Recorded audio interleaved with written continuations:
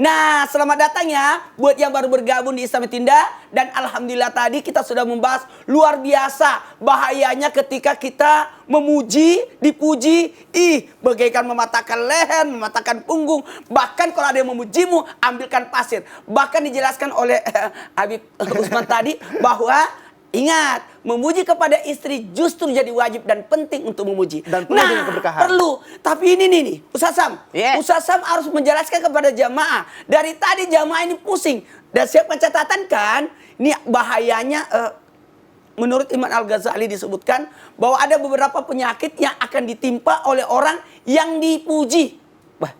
Jadi kalau kita dipuji orang, seakan-akan kita kena penyakit itu. Ya, betul. Subhanallah. Kalau begitu, cepat jelaskan Ustaz Sam. Apa aja penyakit itu? Tapi guru Ustaz Maulana Habib Man serta guru-guru kami yang dimuliakan Allah Subhanahu wa taala. Bismillah, walhamdulillah, wassalatu wassalamu ala Rasulillah, amma ba'd. Ternyata begitu Imam Al-Ghazali ingin untuk membersihkan hati, begitu Imam Al-Ghazali mengajarkan kita agar senantiasa hati ini wara'. Hati ini hati-hati, hati ini agar khusyuk, hati ini agar senantiasa tersambung dengan Allah Subhanahu wa taala. Bahkan sesuatu yang halal pun seperti pujian. Jadi sebenarnya pujian hukumnya halal. Bahkan terima kasih, bahkan disebutkan malam yashkurin nas lam yashkurillah. Yang tidak berterima kasih kepada manusia berarti tidak bersyukur kepada Allah. Lalu kenapa kok kalau pujian justru malah bisa menghancurkan? Maka sekali lagi digarisbawahi, pujian yang berlebih-lebihan. Maka pujian yang berlebih-lebihan ini bisa menimpakan penyakit terhadap orang yang dipujinya tadi. Apa yang bisa menimpakan penyakit kepada orang yang dipuji tadi? Yang pertama, penyakit ujub. Penyakit ujub. Jadi ada ujub, ada riya, ada sum'ah. Apa itu ujub? Ujub itu adalah sesuatu yang pengen selalu amazing gitu. Jadi kalau ujub ajib, pengen selalu dikatain, wih ajib banget sih bro, ajib banget. Emang kalau ada lu tuh jadi ajib banget deh. Emang kalau lu yang ngerjain ajib banget deh. Emang kalau lu yang lagi ini emang ajib banget deh. Menimbulkan penyakit ujub ke dalam diri seseorang yang dipuji. Maka ternyata Imam Al-Ghazali mengajarkan kita, kalau memuji orang lain lihat juga siapa orangnya. Kalau kita lihat, ini mah orang gak terpengaruh dan memang pantas untuk kita puji, maka insya Allah kalau kita bisa memprediksi bahwa ini orang akan terbebas daripada penyakit ujub, insya Allah pujian itu tidak haram. Namun kalau kita senantiasa memujinya, yang namanya manusia pasti menyenangi yang namanya pujian, maka subhanallah bisa menimbulkan penyakit yang pertama, yaitu penyakit ujub.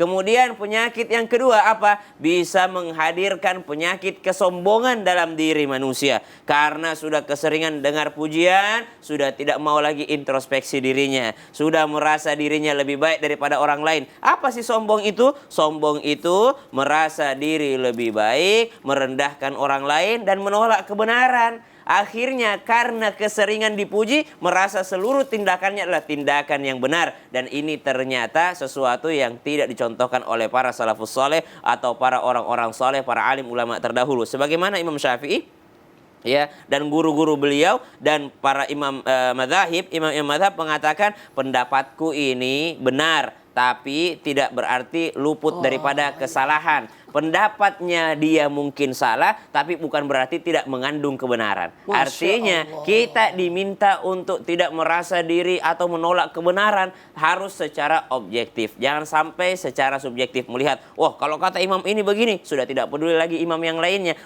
Kalau kata orang tua saya begini, tidak peduli lagi dengan orang tua yang lainnya. Maka subhanallah menimbulkan kesombongan. Apa itu kesombongan? Menolak kebenaran dan meremehkan manusia yang lainnya. Dan ini dilarang di dalam Al-Quran, dilarang dalam agama Islam. Yang ketiga, tidak kalah bahayanya, ada penyakit yang ternyata ditimbulkan oleh pujian seseorang. Jadi orang yang dipuji itu, yang pertama kena ujub, yang kedua kena kesombongan, yang ketiga ini yang paling bahaya. Termasuk yang paling bahaya, bisa terjadi terkena penyakit ain. Penyakit ain itu nyata, bahkan Nabi ingatkan, salah satu yang membunuh umatku lebih banyak, paling banyak adalah disebabkan karena penyakit ain. Naudzubillahi min dzalik. Masya Allah, tabarakallah. Nah, buat jamaah yang di rumah, hati-hati ya ketika kita dipuji, ternyata ada 3 penyakit yang akan menimpa kita. Ujub, berarti kita kembali memuji diri kita.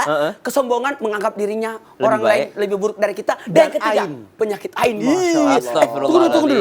Kalau tadi sudah dibahas tentang 3 penyakit yang menimpa orang yang dipuji.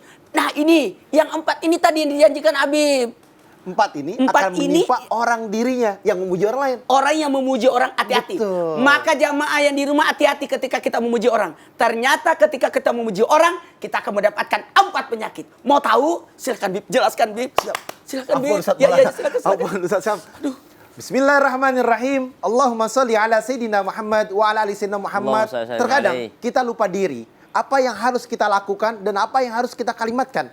Sehingga menjadikan permasalahan bagi diri kita. Ketika kita memuji orang lain. Ada 4 hal yang langsung masuk ke dalam diri kita. Yang pertama, terkadang pujian terlalu berlebihan sehingga membawai kepada dusta. Ustaz Sam, Masya Allah ganteng banget. Amin. Nah, inilah yang menjadikan sebuah kadzab. Dan ketika dia berlebih-lebihan, Oh, iya. kamu misalkan temennya sama wanita, kamu make upnya cantik banget hari ini, padahal menor, ya kan? Padahal warnanya di sini beda, bentang-bentang gitu kan? Nah, inilah yang sebuah kadzab, menimbulkan kedustaan. Ini yang tidak dibenarkan. Yang pertama, yang kedua, pujian hanya untuk mencari muka, padahal orang yang memuji tidak pernah merasa senang. Dan ini adalah salah satu orang yang munafik.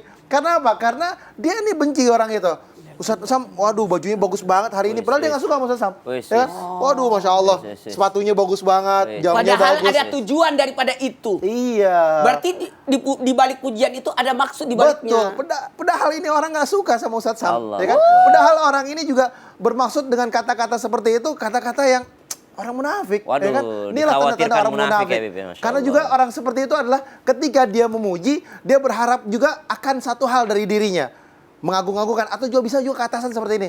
Aduh, misalkan dia bilang ke atasannya ganteng banget hari ini, Masya Allah. Ya kan? Waduh, luar biasa kayak gitu. Padahal nggak gitu-gitu banget. Dan juga, waduh, Masya Allah hari ini kerjanya luar biasa, hebat banget. Ya kan? Wah, ini sukses, ini berhasil, ini hebat. Wah, pinter banget. Nah, inilah kalimat-kalimat yang mendatangi sebuah hal yang keburukan. Karena apa? Karena bermaksud dengan tujuan untuk menjilat, untuk menjadikan sebuah pujian itu kehancuran.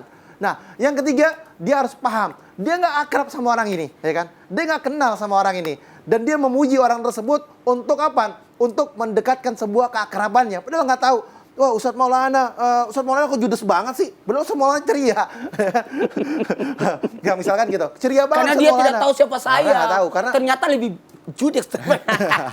Enggak, maksudnya kan pujiannya kan yang baik, enggak Iya, judes. Misalkan, Ustaz Maulana kok ceria banget hari ini. Padahal dia tidak tahu ada masalah. Oh iya, Ustaz Maulana kok hari ini, waduh mukanya seger banget. Padahal belum Nah, ini tidur adalah gitu. kalimat-kalimat inilah yang harus diperhatikan. Dan yang keempat adalah pujian yang menyebabkan orang yang dipuji itu merasa bangga, gembira, bahagia. Dan hanyalah orang tersebut menjadikan dirinya berbuat zalim dan berbuat fasik. Memuji orang lain atau memuji kalimat-kalimat seperti itu menjadikan orang itu fasik. Menurut Imam Ghazali radhiyallahu an, bahwasanya ingat kalimat kita harus berkata-kata yang baik, kata-kata yang bagus. Kalau antara suami dengan istri diperbolehkan untuk dengan kalimat yang baik itu. Tapi kalau sama teman, sama atasan, sama kerabat, ada kalimat yang harus diperhatikan.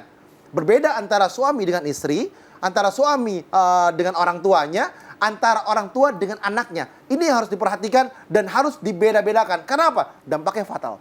Oh, jadi ketika orang memuji seseorang, justru yang memuji itu mendapatkan 4 penyakit. Adanya dusta di balik pujian itu, Betul. adanya cari muka, Betul. adanya sok akrab, Betul. dan adanya yang dia tidak tahu ternyata ada bahaya di balik Betul. pujian yang bisa membahayakan, membuat orang yang dipujinya itu kembali pada dirinya. Subhanallah. Dan dia Membahayakan. adalah golongan orang-orang yang fasik.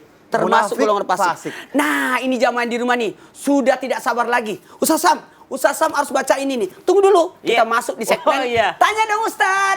Kami semua tanya dong Ustaz. Ustaz Sam harus baca ini nih. Nggak sabar, Pertanyaan Ustaz. dari Nggak sabar, jamaah. Ustaz. Ya, silakan. Baik, bismillahirrahmanirrahim. Ini Habib udah banyak yang Waduh, masuk nih. Masya Allah. Ini dia. Yang mana sih, Ini Ustaz? dia. Oh, ini salah ya. Ini dia. Kita magang Maaf ya? ya. Oke, siap. Silakan dibacain. Baik, dari Instagram hamba Allah. Assalamualaikum Ustaz. Waalaikumsalam warahmatullahi wabarakatuh. Apakah salah nih kalau saya nggak pernah memuji anak saya ya? Karena saya bermaksud biar anak saya jadi nggak manja dan benar-benar punya mental yang kuat. Tapi dia malah bilang anggap saya nggak sayang dan nggak kayak orang tua lain yang suka memuji anaknya. Tabe Ustadz Maulana. Baik, bismillahirrahmanirrahim. Allahumma shalli ala sayyidina Muhammad wa ala sayyidina Muhammad. Wassalamu Buat alaikum. orang tua yang memuji anak, lihat perihal anak itu. Boleh nggak kita memuji anak? Aku tidak pernah memuji anak. Tunggu dulu. Pujian kepada anak bisa jadi itu adalah bentuk bentuk kasih sayang. Tapi ketika kita tidak memuji anak, itu bagian daripada mendidik anak. Dari pendidikan. Jadi bagaimana solusinya? Ingat posisi usia anak ketika kita memuji. Ada usia 1 sampai 7, 7 sampai 14, 14 ke 21. Ketika kita memuji anak, mohon izin, dari 1 sampai 7 tahun, itu adalah pujian bentuk kasih sayang. Tapi ketika di usia 7 sampai 14, di sini kita menempatkan pantaskah memuji, tidak pantaskah memuji, karena ini adalah bagian daripada mendidik anak. Jadi ada saat kita memuji secara real, tapi ada di saat kita harus jujur untuk tidak memuji, kalau perlu menghukum, karena dia pada posisi 7 ke 14. Tapi 14 ke 21, di situ kita keakraban. Dan ini juga hati-hati dalam memujinya. Mohon izin, ini bisa membahayakan. Nah, Masya Allah. Masya Allah. Udah jelas kan? Jelas. Jadi memuji anak itu bisa jadi mendidik, bisa jadi kasih sayang, tapi bisa jadi bentuk keakraban. Nah, Ustadz nih, ada dari jamaah juga nanya nih, yang kedua. Ada lagi yang kedua. Tapi pertanyaannya buat Ustadz Sam Oh, nih. siap. Baik, Habib yang bismillah. bacain. Aneh bacain. Berkah Bismillahirrahmanirrahim. dong, Habib yang bacain. Iya. Wah. Assalamualaikum Ustadz Ustazah. Waalaikumsalam Mohon maaf wabarakatuh. izin bertanya. Ya. Gini nih Ustadz, tetangga saya setiap beli barang pasti pamer ke keluarga saya. Kadang juga dia nyumbang di masjid di hari Jumat dan disebutkan namanya. Ya kan, pakai mic lagi pakai toa. Terus dia bilangin ke tetangga-tetangga yang lain Ustadz. Dia bilang gini, suami saya tuh kerjaannya bagus. Saya sebagai istrinya nggak pernah kekurangan sama sekali. Perhiasan saya mahal-mahal, dia bilang. Semua nggak kayak ibu-ibu tuh. Perhiasannya semuanya itu yang murah-murah. Nah, abis itu dia puji sama tetangga-tetangga yang lain.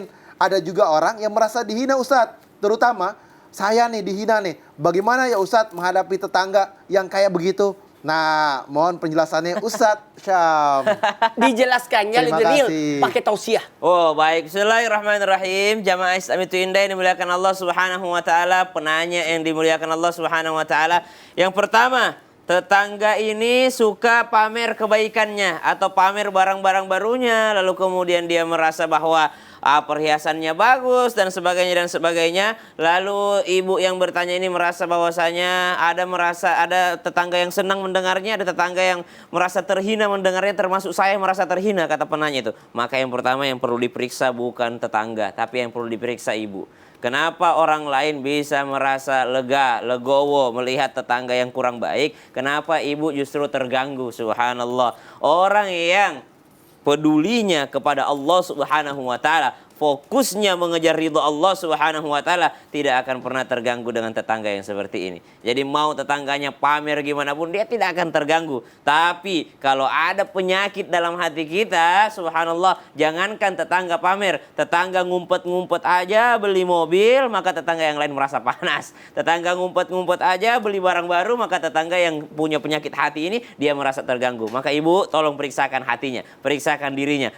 Kayaknya bukan tetangganya yang salah ini, tapi ibu yang ada rasa penyakit hati dalam diri sehingga merasa terhina ketika tetangganya pakai barang-barang yang bagus. Karena kalau kita tidak peduli, mau sepamer apapun orang, kita tidak akan pernah terganggu. Mau dia sepamer apa, kita malah ketawain. Mau dia senorak apapun, kita malah ketawa melihatnya. OKB, orang kaya baru. Paling kita seperti itu. Tapi kalau ada penyakit hati dalam diri ini, tidak senang melihat orang lain senang, maka yang perlu diperiksa adalah hatinya sang penanya. Saya tidak menuduh penanya punya penyakit hati, tapi silahkan memeriksakan diri karena cirinya sudah ada pada diri penanya. Subhanallah. Itu yang pertama. Yang kedua, ketika ada tetangga memperlihatkan nikmatnya, maka ingatlah senantiasa ayat Allah Subhanahu wa taala. فَأَمَّا الْيَتِيمَ فَلَا تَقْهَرْ وَأَمَّا السَّائِلَ